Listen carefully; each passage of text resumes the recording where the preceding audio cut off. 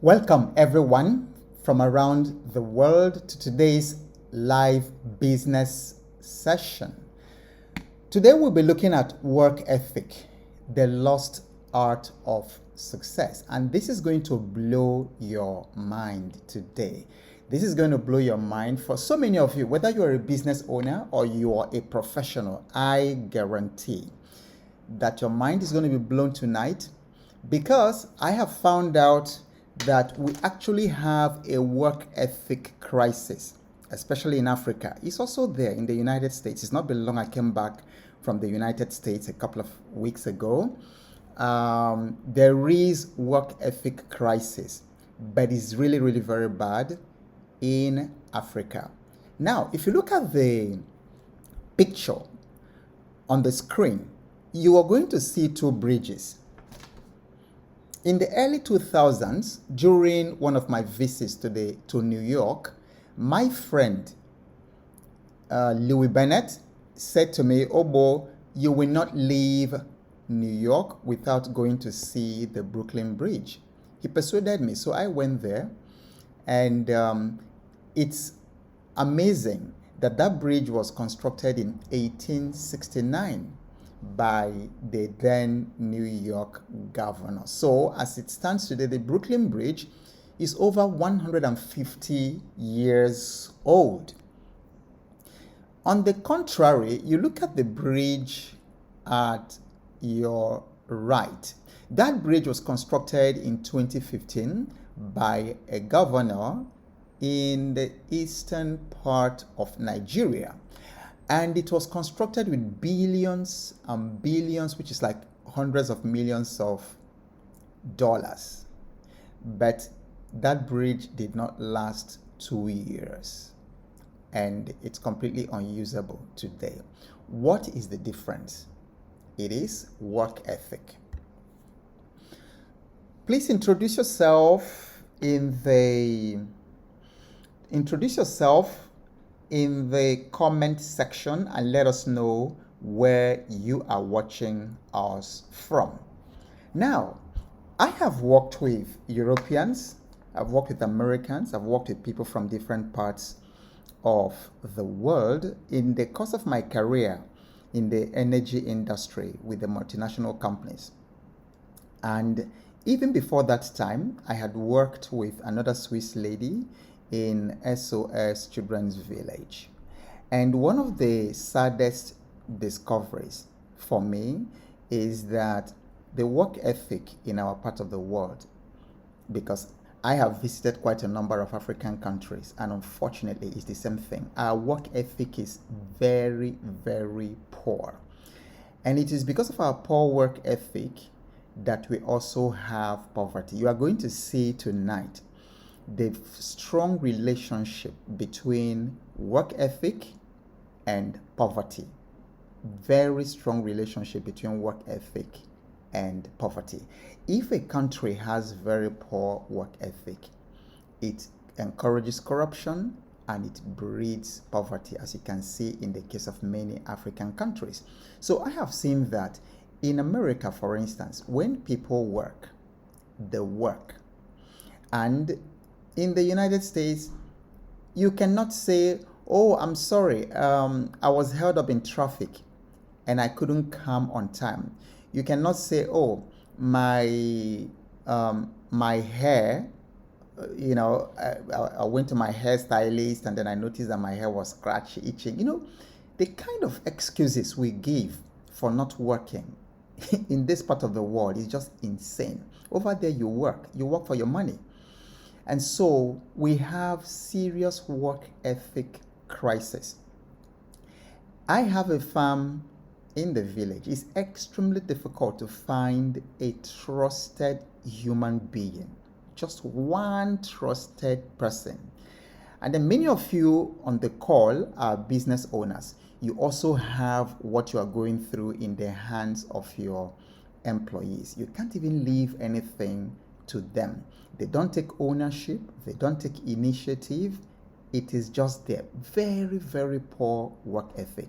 And so you will discover tonight that if you are going to build a very, very big organization and successful organization, you've got to give attention to the conversation we are having today about work ethic, because the root of poverty, whether it is personal poverty or national poverty, the root of all of them is flawed work ethic. And then if you've ever had opportunity, if you're in Nigeria, to go to a typical civil service office to try to get a service, these are supposed to be civil servants. They are called civil servants. They provide services. But if you have encountered them on the comment section, just tell us in the comment section. If you've encountered civil servant, maybe you are one yourself, and then you see the way you people put, the attitude you put to your work and to serving the people. That is horrible work ethic. Let me give you an example. I had an appointment with a commissioner a couple of years ago of a particular state in Nigeria. And when I got to the secretariat, there was massive building and different offices. There was no clear direction as to this is where I was going. So I now got into, I knew that it was third floor, but I didn't know what office it was. So when I got to third floor, or one of those floors, I just decided to get into one office to ask them, to knock on one office to ask them, please, I was looking for the Commissioner of Finance. Where was I going to find him?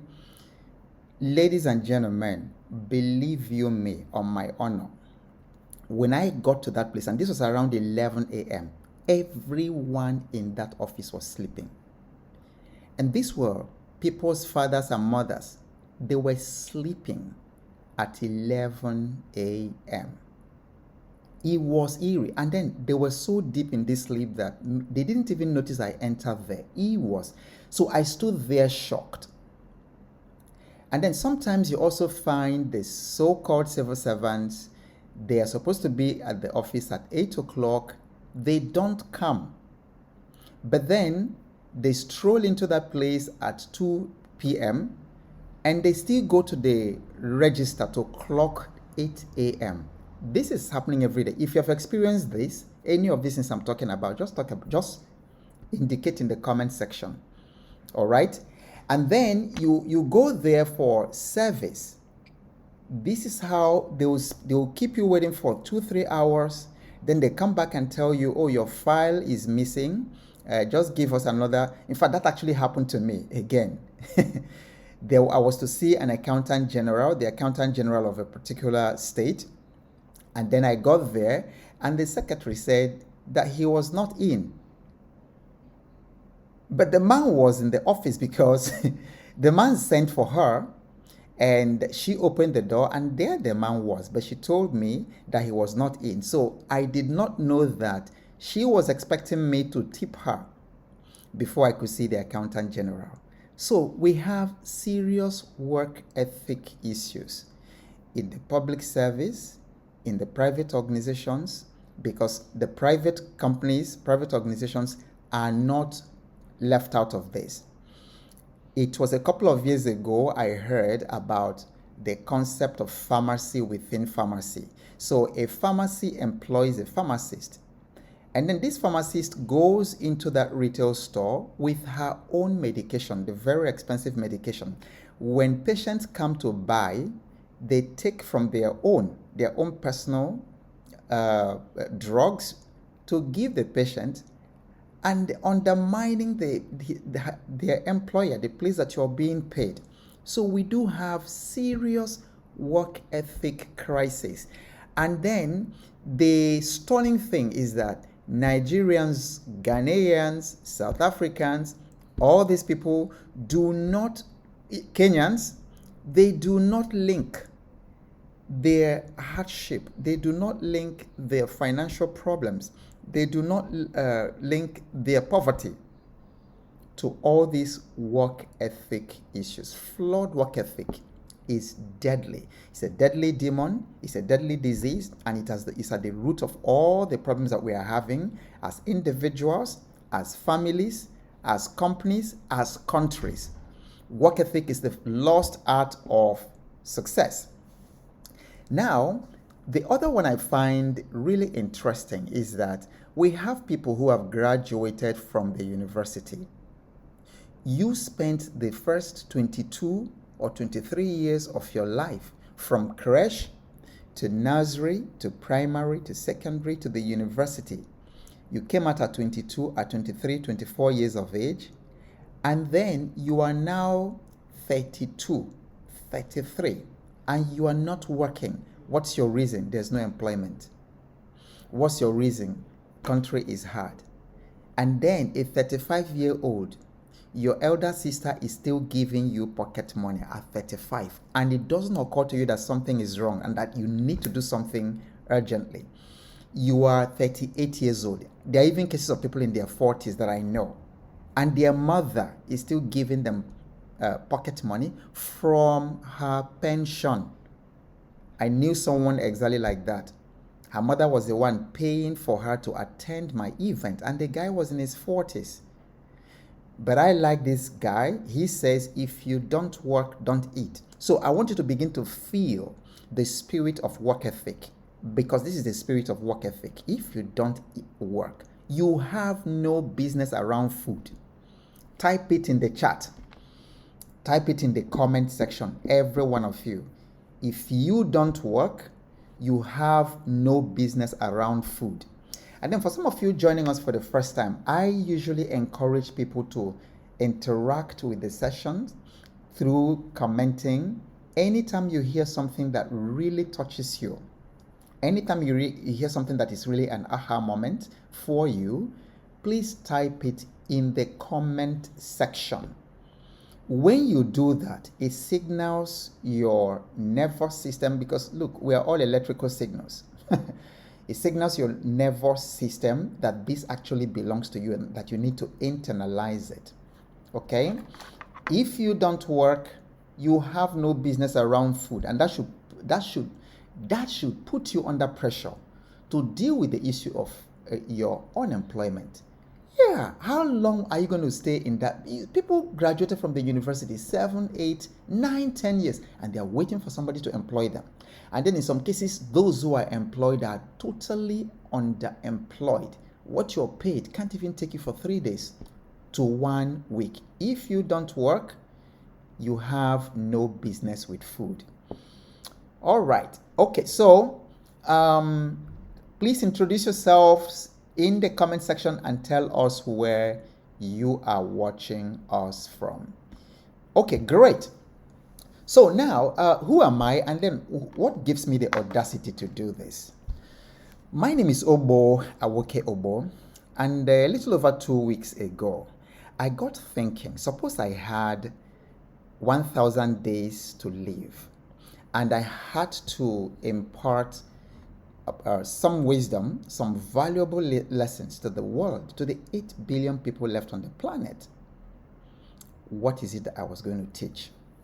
Okay, so this is what started this insane, humongous, big, hairy, audacious goal to do what I'm doing tonight every single day for 1,000 days. Today is day 22 that we have done it.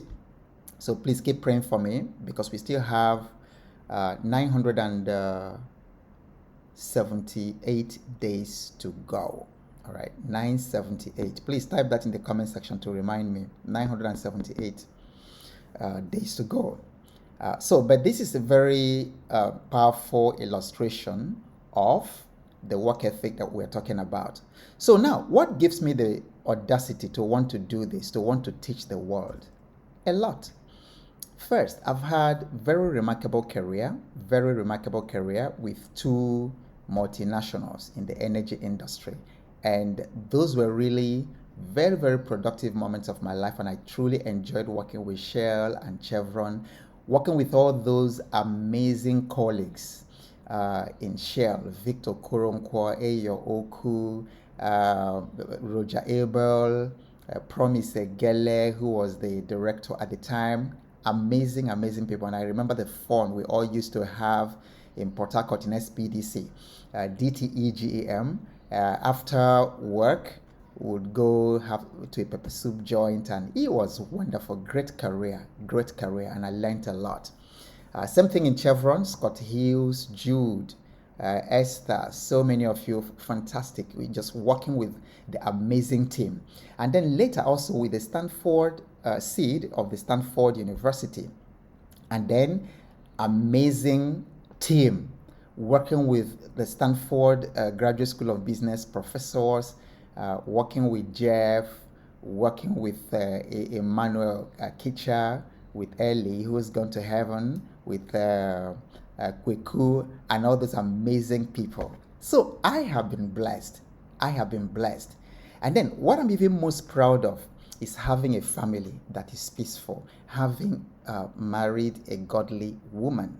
This is our 29th year of marriage, and then having raised very, very respectful children. They are very respectful of elders. They do not leave places worse than they met them. They tell the truth. They make godly choices where they are. So I couldn't be happier, and that's what actually I'm most proud of. As a result, there are 3 things that these 1,000 days are focused on doing for you. The first thing is to teach you the skills for financial independence. We live in a financial universe. I tell you sincerely, if you don't master your financial life, every other part of your life will suffer. Put that in the comment section, because I want you to internalize it. If you do not master your financial life, so personalize it. If I don't master my financial life, every other part of my life will suffer. If I don't master my financial life, every other part of my life will suffer. If you are watching this on YouTube, I also want you to type it right now in the comment section. Okay, so that's why we are doing this. Second thing is to help you scale your business. When I did my work with Stanford, which was really, in fact, I've had excellent career, enjoyable career. I mean, very delightful, all of them. I can't even say whether Stanford was the most, or because they were all really wonderful. But I learned a lot about what it takes to scale a business, because the Stanford University, the Silicon Valley in California, is basically the brainchild of Stanford University. And then the third thing, naturally, that we're going to be focusing on in the next 1,000 days is family. Family, to bring back family, the family life in Africa, the way it used to be. We are neither here nor there today, and it's so sad that divorce rate is getting to 60% and more. Like 6 out of 10 marriages in this modern day, fails, even within the religious community. That is terrible. So I want to reverse that, because the man, the woman, and children, should live in a loving community and build each other. And then from there, we also build the society. Awesome. Okay. So tonight's session will be focusing on delivering 3 or 4 specific outcomes. The first one is to help you understand how work ethic is critical to personal and professional success. So whether I'm professional or business success. Okay. Secondly, you are going to recognize the negative impact of this declining work ethic on productivity, on progress in the country. We've already started talking about that. The declining work ethic is terrible. Some of you are business owners in the chat. You can confirm just how difficult it is to find reliable employees. Okay, if you've had issues with finding employees, reliable people you can actually trust, people you can give something to do and you don't have to look over their shoulder, is so difficult. If you've had this difficulty, type in the chat, say that's me, say that's my story. Type it in the comment section, say that's my story. Okay, then we are going to cap the night with learning the strategies to develop and strengthen personal work ethic. This is the most important thing I want you to walk out of this place with. I want you to change the way you look at your work forever. Because you see, when you change the way you look at your work will change, and then miracles will begin to happen. Because one thing you need to understand about work is that all the riches, all the honor, all the wealth you ever desire is in your work. Oh, this is a bomb. Please type this. I want you to own this statement, okay? All the riches, all the honor, all the wealth I will ever experience is hidden in my work. Please type that. Is hidden in my work. Type my riches and my honor are in my work. You see, so people are looking for riches in very get rich quick means different ways, and people are looking for it. But the day you were born, before you were born, all your riches, all your honor, all your provision, everything you need to fulfill your purpose was planted in your work. So it's just the way when you see fruits like mango or you see fruits like a palm nut, you see there's a kernel that contains the seed. So when you strip the mesocap or you eat the mango, you still have the seed that you can plant, and then it will produce another huge mango tree. Your work is like that. Your work is your seed that will feed you, that will provide for you for the rest of your life. And then at some point, I want you to understand that your work is not your job. They are two different things. And so if you have a job, you have to, while you are having a job, the purpose of your job is actually to sustain you. Oh, this is another truth bomb. And I would like you to capture it in your own words. But the purpose of your job is not to serve as your work. So some people, the purpose of your job is to help you sustain body and soul while you discover your work. Ha ha ha. If you got it, just say got it in the chat. The purpose of your job is not so, because you're not necessarily supposed to stay in that job and then until they give you so-called retirement. And retirement is a scam, because people are just getting to 60, 65, the prime of their wisdom, at the time that they should actually be giving back. You know, there's so much wisdom that you've accumulated, and then your employer tells you, or the government tells you, you're retired. Then from there, they sit in their homes, tying wrapper, watching television, NTA news. And that's actually the prime of your life when you are in your 60s, because by this time you've experienced all kinds of things. You've experienced everything and built a lot of wisdom to actually begin to move out there to do your work. And then they tell you, so your job is not your work, but the purpose of your work is to sustain you, get food, get whatever, until you develop your work, the work of your life. So I want you to know that difference. So that you don't have a job does not mean that you don't have work. Everybody was created for work, and you have to discover what your work is, because when you discover it, your work no longer feels like your work.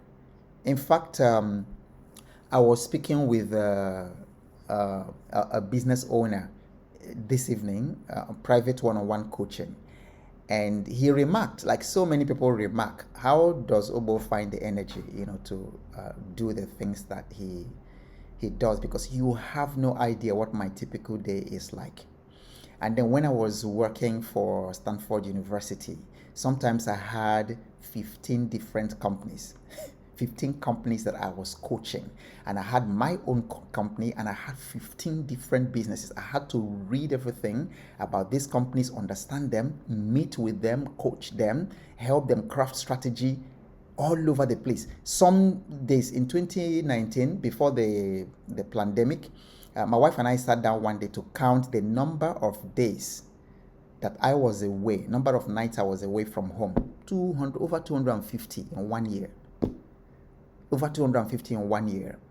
So work ethic is just, you can't. If you are interested in becoming great or doing great things or leaving impact in the world, work ethic is there. All right, I want all of you please to take a moment right now, all of you watching, take a moment right now to share.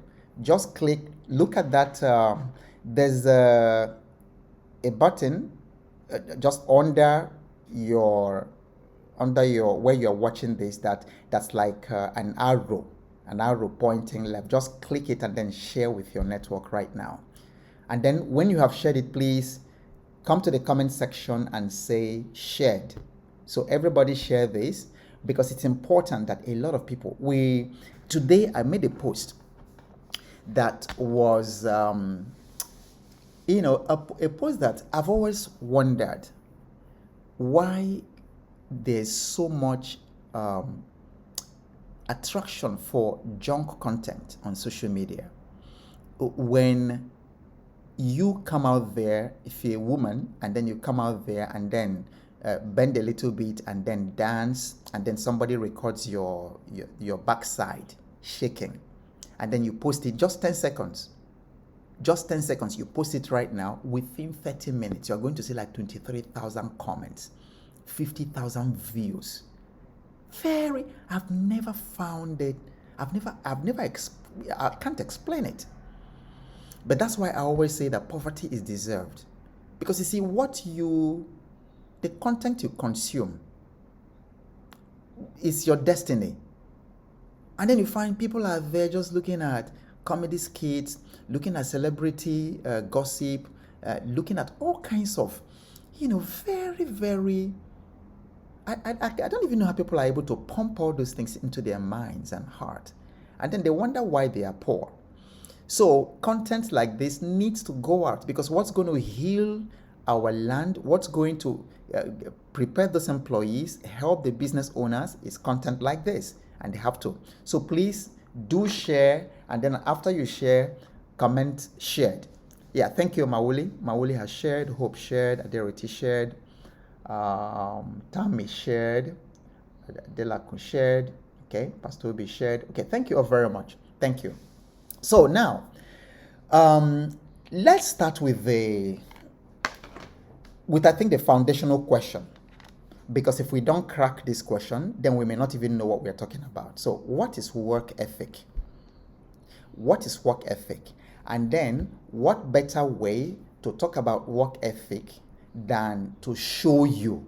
Okay, so we'll just do some show and tell. And then at the end of it, we'll understand. Now, the image that you see to the left is the Burj Khalifa in Dubai. I don't know how many of you may have visited. I've been to Dubai, but I missed going to the Burj. But this is incredible edifice. And I forget the year that this was put up. But if you look at some of the stats that you find there, the tower, you can see the tower from 60 miles away from where it is, because that's how tall it really is. And then at some point it was the tallest building in the world. I don't know if it's still the tallest building in the world. And it's 308 meters taller than Taipei, okay, which is the world's next tallest building. And if you look at what went into this edifice, if you look at what went into it, you look at all the stats that you have there. Project cost $4.1 billion, and the concrete, you used 8 million cubic feet of concrete. And then to build that scripture took 22 million man hours. That building has 26,000 glass panels for the exterior cladding only. 160 room hotel designed by Armani, 3,000 stairs from bottom to top, $270 million the cost of the exterior Dubai fountain that is there. This is unbelievable. Now, that building is standing. That building, people, millions of people have gone there, thousands of tourists, and people have used the building, and they still go. Even as we're talking, there are people in the Burj right now, comfortably going through all these 3,000 stairs, coming down, no fear. Ladies and gentlemen, what is sustaining that building? and sustaining all the people who, why is it not collapsing? Why hasn't it collapsed? What is keeping it? It is a work ethic that went into it. Work ethic is what put that structure there. So you can imagine the 22 million hours, all the people, the architects, the engineers, the civil engineers, the mechanical engineers, the electrical engineers, all the people, who put in the masons, who did all that. It's their work ethic that produced that magnificent edifice. Now, so why is it work ethic? Then, of course, before I answer that one, the one you see on the right is the iconic Empire State Building. It was built, I believe it was in the 1930s. If you know the particular date, you can put it, I think it was between 1930 and 32 that it was built. I have been to the Empire State Building twice. It is incredible. It's still standing there since 1930 something. Nothing has happened to it. There were buildings that I saw in Belgium that were 300, 400 years old, and they are still standing, maybe even 600 years old, because when they built those places, and then if you've been to Belgium, actually it was the town I went to was at the border with the Netherlands, at the border with Holland.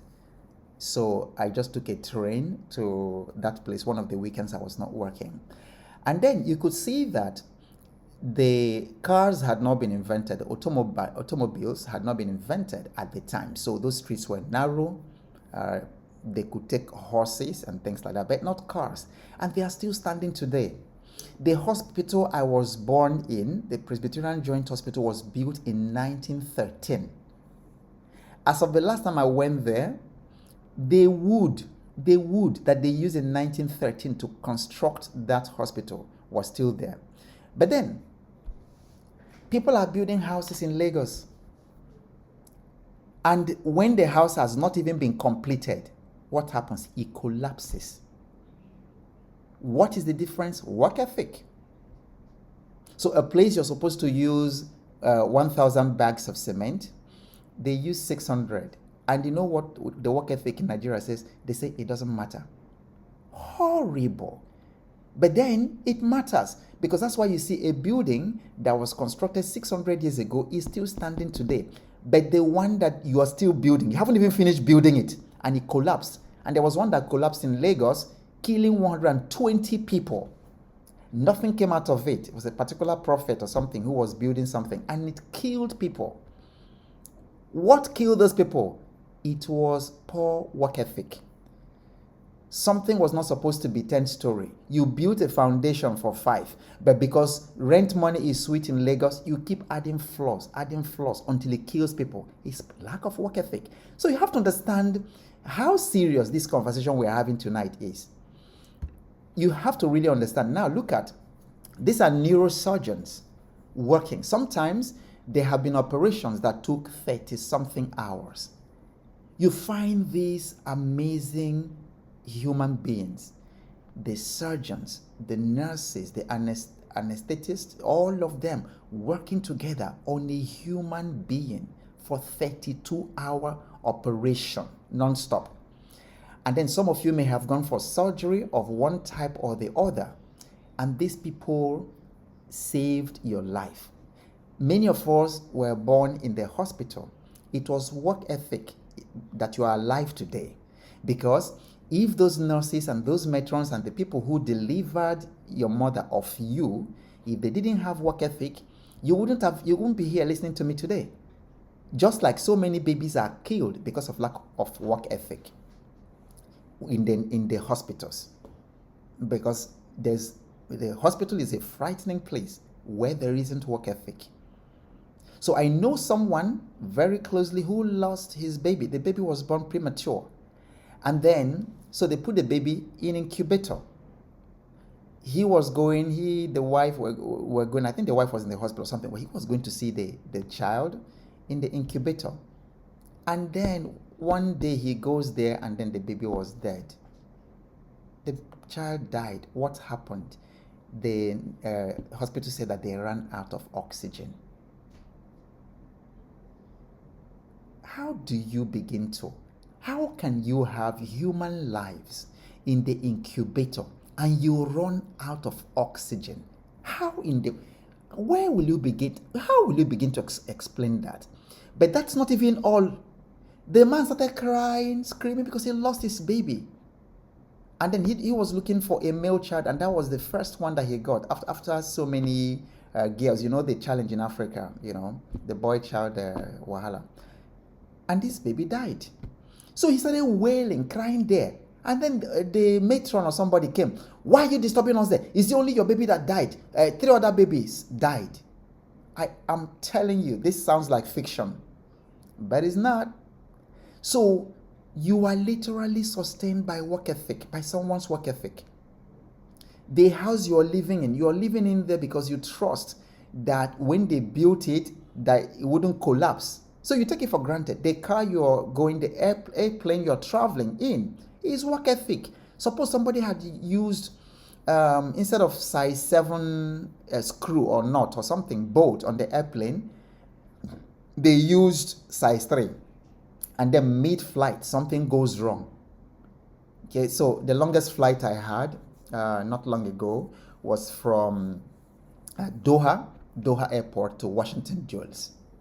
15 hours in the air, and we were almost 400. You'd better trust that those 2 pilots, had good work ethic. So are you beginning to get it? Are you beginning to get just how serious this conversation is? Both for you and for everybody. So you see, we are interconnected and interdependent on one another through our work ethic. We can be safe through our work ethic. We live through our work ethic. If you go to restaurants to eat, and then the people who are cooking the food there don't have work ethic, which is the truth in many places, which is the situation in many places, why you want to be very, very deliberate about where you eat out. So they can put anything in the food.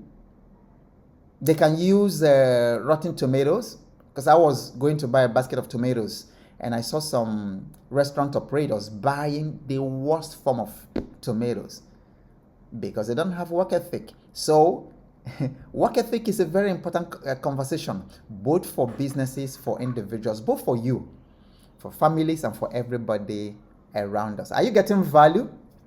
Type massive value there. And please, if you have not shared this, tap the share button right now and share it with your network so that they can also have access to this. Now, so we're asking, what is work ethic? We watch some of these incredible sports people like Messi, whom you see on the slide right now. And I keep saying in my posts, if you're familiar with my posts, I keep saying, do not watch these people. Do not watch these people on the field. Do not watch them when they are performing. I want you to rather focus on what they do behind the scenes, because that's really where the mystery is. That's really where the magic happens. It's not in the field when Messi is playing. The magic happened before he came to the field. So a wise business owner, a wise person, a wise professional asks not what Messi is doing in the field, but what Messi did behind the scenes. So Messi says, the day you stop training, he said this in an interview, the day you stop training is the day you start going backwards. That is work ethic. He says, I train hard. How often? Every day, as if it were my last. That is massive work ethic. I train hard every day as if it were my last.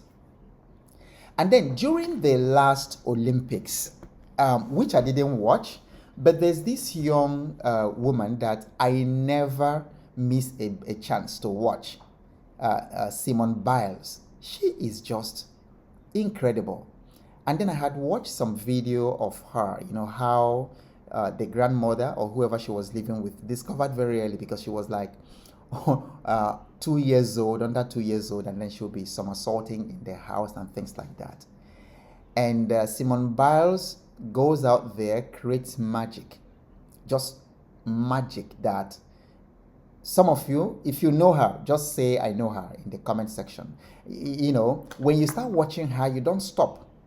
Why is it that when you start watching her, you do not stop? The magic is what she says here.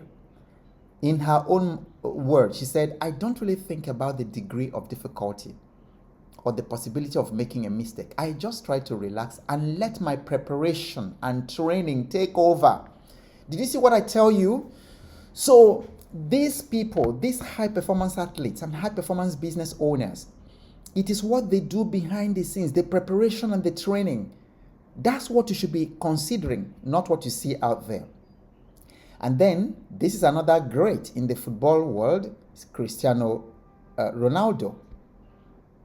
That's another great.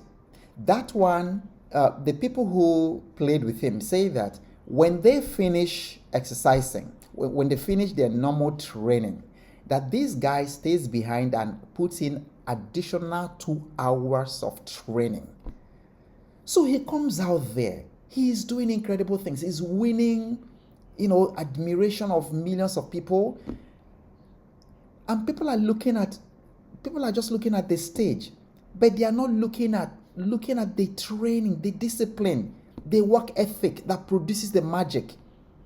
In fact, at this point, every one of you type in the comment section, work ethic produces magic. Every single person. I want you to own it as you type it.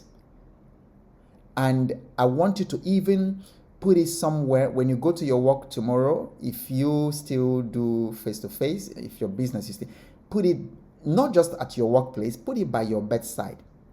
And of course, give me the credit, okay? So you can print it out like a quote and paste by your bedside. Put it on your desk. Put it in the exercise book of your children where they will see it.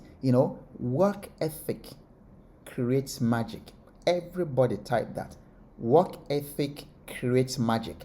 So the magic you see, that whether it's Messi or Simone Biles or Cristiano Ronaldo or the other ones I'm going to show you yet, the whole thing is work ethic. That's what is producing it. So Cristiano Ronaldo said, I'm not obsessed with football. I'm obsessed with being the best. I train as hard as I can every day without fail. Whoa, look at that. Every day. And he said, without fail. Whether it's raining, whether the sun is hot, he said he trains every day without fail. That is why we see the magic that we do. Then let's talk about Elon Musk, the king himself. Tesla, SpaceX, all kinds of things. Incredible, phenomenal life. The guy is not even after money. Is not even after money. There's something driving him. And he says, listen, this was an interview he had, I think it was 2012 or somewhere. And he said, work like hell. That is work ethic. Can you see? So these guys are producing billions of dollars and we are here admiring them. But can you put in the work that they are? You are a business owner. Can you put in the work these people are putting in? Small thing you are complaining, I don't have time, economy is difficult. These people have all these issues. But he said, look, you just have to put in 80 to 100 hour weeks every week. Can you imagine that? Working 100 hours every week. That's insane. Can somebody do the math? That's almost like, is it like 15 hours? Every day. He said this improves the odds of success because that's what work ethic does. If others are putting in 40-hour work weeks and you're putting in 100-hour work weeks, then even if you're doing the same thing, you will achieve in 4 months what it takes them in a year. These people are giving us clues. They say success leaves clue. They are giving us clues how they are creating this magic. It's not, listen, I'm not saying because I'm spiritual, I pray, okay? I'm just not religious, but I pray, I'm spiritual. I pray in tongues. I speak in tongues. I have fellowship with the Holy Spirit. I do that. So don't take what I'm saying the wrong way. But I'm telling you, in Africa, religion is destroying our work ethic.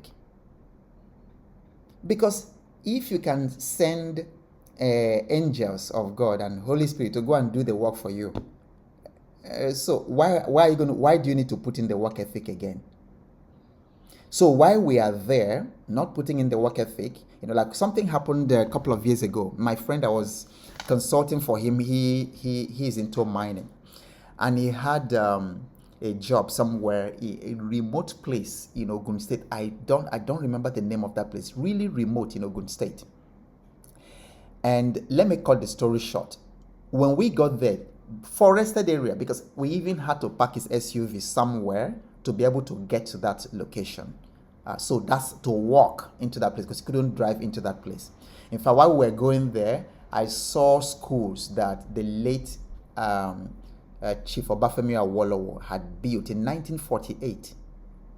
That guy was massive. He was a hero. 1948, and I see saw built by Awolowo, 1948. So that's how remote that place is. Guess what, ladies and gentlemen? When we got there, was I shocked to find a massive Chinese quarry in the bush there. Massive. As of that time, if those people were not making a lot of money, they were pulling in at least $1 million every. What I saw there, massive operation, Chinese people in the bush. Then guess what? As we were coming back, and then we got into the Lagos Expressway, there is a massive church that has a camp there, popular camp there. You had tens of thousands, hundreds of, in fact, millions, because there was a time CNN they flew over that massive facility with, whether CNN or one of the, it was massive because that's one place that 5 million people or more gather. And then, these people, they were there, Oluwa did, and, praying. So they were there praying for success. The Chinese who had work ethic were there in the bush picking millions of dollars from their forest, and they were there praying. So you see why religion is such a big problem in Africa. The thing is eating people's brains. So you think because you're religious, you won't put in the work ethic, and then you see people like this guy that we're just talking about now, Elon Musk, Jeff Bezos and all that. These people don't go to do that. They do the work. Look at them in their own words. They say, look, I work many hours, often 7 days a week. Did you know that? Did you hear that? And that's why they're getting there. So you can worship God, but you can do your work. Okay? You pray, but you do your work. Now, I don't personally know this woman. They call Beyonce. Neither is she, this is just my opinion, neither is she like a role model for me or the role model for if I have a daughter. But you see, we can learn a lot from people who are different from us, even people we don't agree with. I have been reading a lot about Beyonce's work ethic. And then there was a couple of years ago, I did an article on Beyonce because she had an event, I believe it was in Canada or something like that.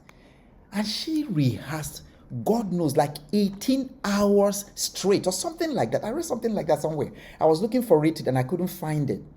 For one concert. So, and I saw this article from Medium, written by this gentleman.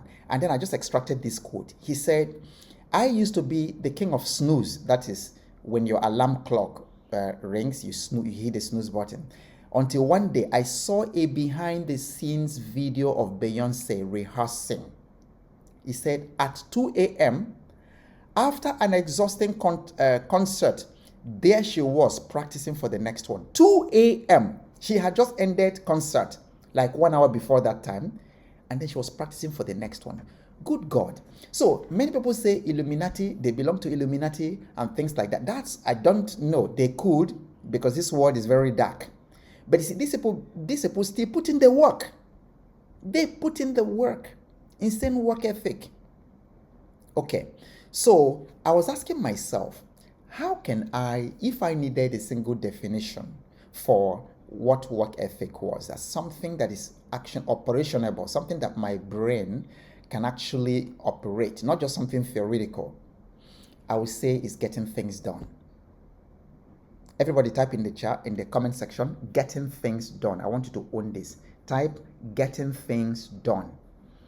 So people with very powerful and healthy work ethic get things done. Type getting things done. Oh, there's nothing so, if you are an entrepreneur and you have people working for you, especially when you are the kind of person that you don't give yourself excuses. When I find people who make excuses, I find it so irritating, and in fact even disgusting. You find a human being, instead of getting things done, they are giving you excuses.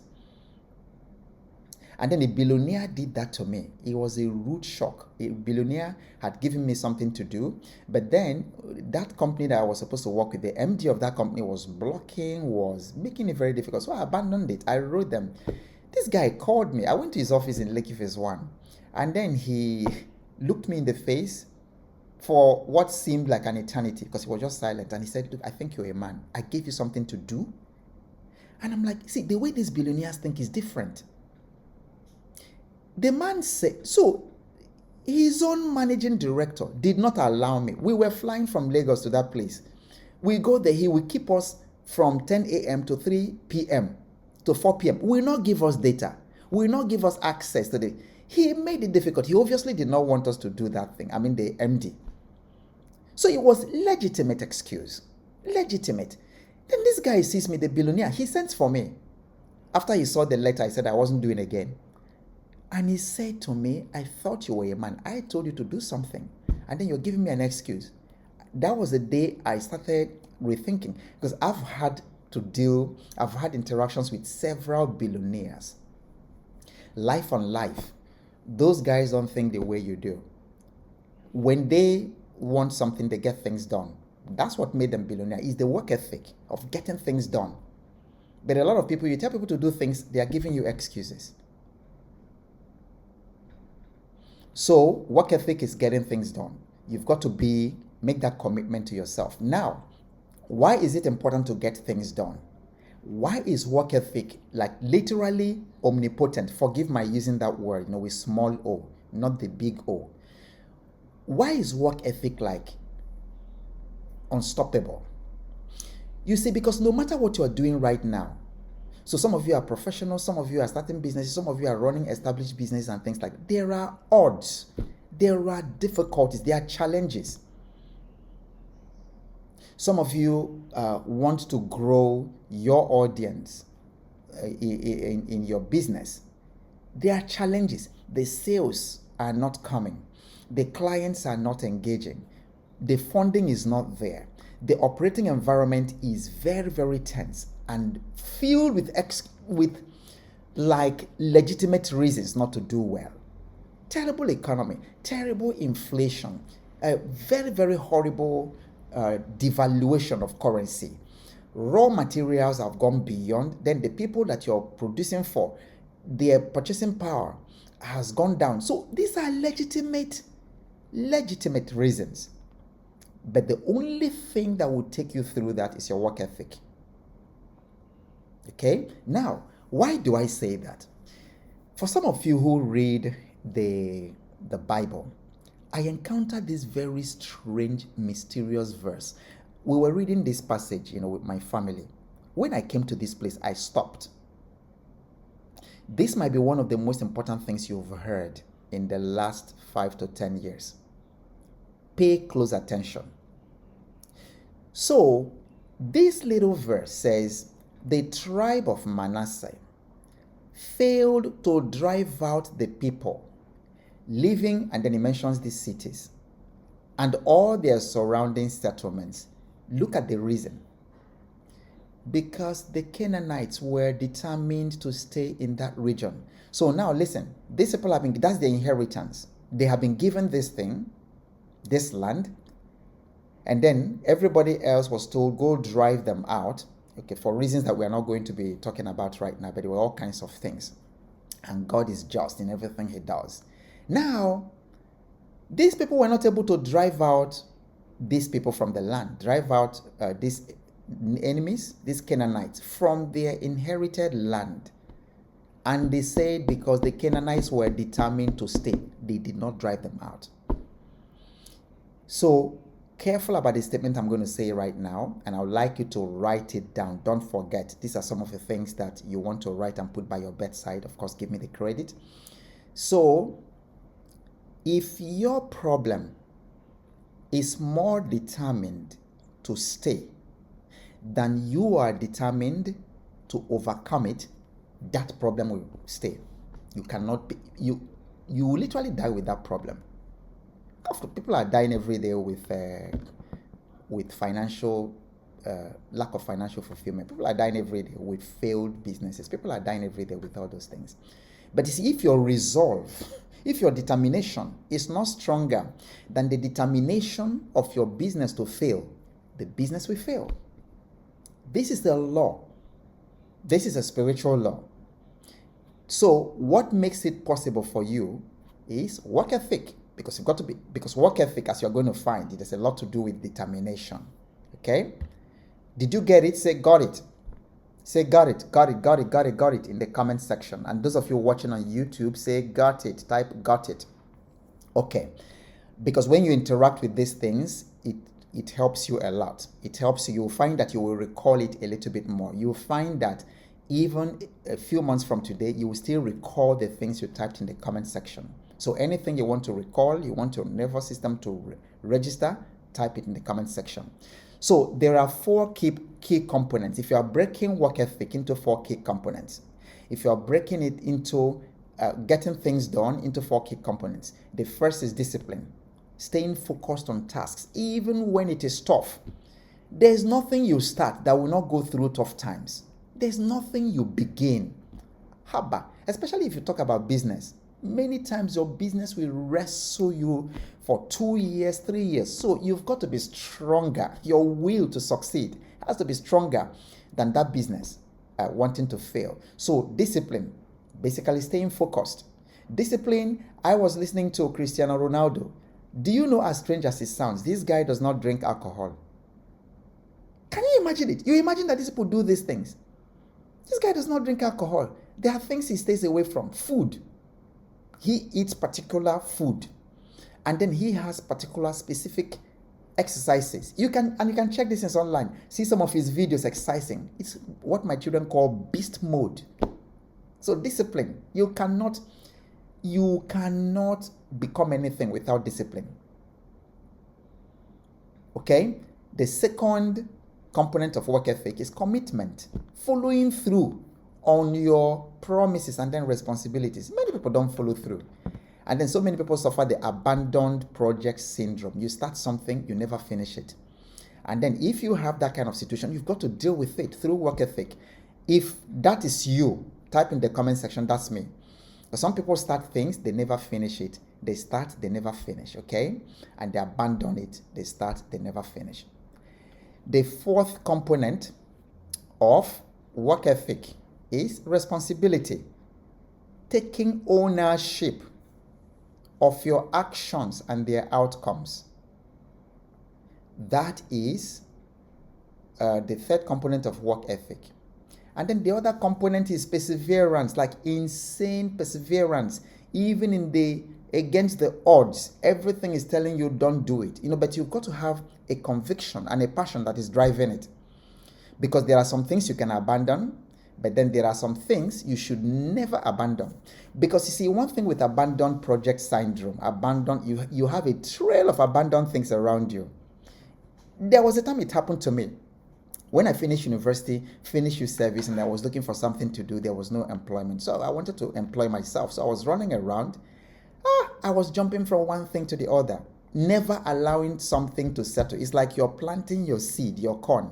You plant it today, you go and unearth it tomorrow to see whether, then you plant it again. That's what I was doing. Then you go again 2 days after. That thing will never germinate.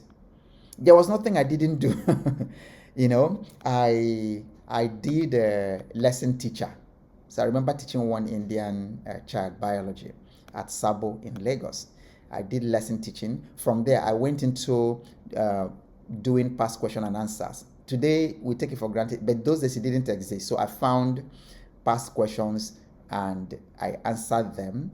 and produce them, and I was going around selling them. I was doing all kinds of things. That one failed, it didn't work. Now I went into all kinds of things, I considered doing groundnut oil, considered all kinds of things until I came by Kunu. The story you don't want to hear tonight, So, and I look behind me, and then as I'm doing one, somebody is suggesting another one. I was trying to do groundnut oil when somebody said, Ogbo, you can sell goats. That goats are very, very cheap in Jos, in one village in Jos, in Plateau State in Nigeria. That I can buy the goat, if I buy the goat 15,000 naira, as of that time, that I can bring it to Lagos and then sell them for 35,000. That is how I now started planning to jump to go and sell goats. And it's good to have good friends. That's when my friend Francis now, after listening to me, because I was very excited. Meanwhile, I have had things to do that didn't work. I was very excited. I was going to sell goats. He called me after listening to my plan. I said, "Hi, Ogbo, it hasn't come to like this." Because I was supposed to go, I'll buy the goats, I'll put them in these lorries, open lorries, and then travel with them to come and sell. Can you imagine? From there, just a series of abandoned things. And when I discovered that that was something in my life that I didn't want to carry through, I stopped it right there. So if you do have the abandoned project syndrome, that is something that you're going to deal with. So what we're going to do, we're going to end it here tonight because we're already 3 minutes past the hour. And then we will continue with this same topic tomorrow. And then I'm going to tell you the strategies for building your work ethic and then building the work ethic of your children, because the best time to start building and developing work ethic is in the family. Teach the children. I told my children from 18 years, you will start paying rent. And I meant it. Okay. And so I told them one of the values in our house is you never leave a place worse than you met it. You always leave a place better, not even the same way you met it, better than you made it. So there are ways to teach children work ethic from the beginning, teaching them to earn, teaching them to take responsibility for their outcomes so that they are not entitled and they don't feel dependent. And it's amazing. Children they are all out and they are taking responsibility. They are there, and I don't have to worry about the decisions they are making because they are self-reliant and they're making decisions. So we'll talk about those from tomorrow. So this is where we're going to end. And then please remember, if you haven't shared it, go ahead and share it. And then same time, 8 p.m. tomorrow, we will continue the conversation on work ethic. Did you enjoy this? Was this valuable? So those of you watching in YouTube, please do the same thing. Share it, comment, and so that more people can join this community and then we can grow together. So thank you all very much for spending this power 1 hour with me. I wish you success in all your endeavors, and whatever happens, keep showing up, because that's what work ethic entails. And then I will see you same time tomorrow evening. I love you all. Bye for this night.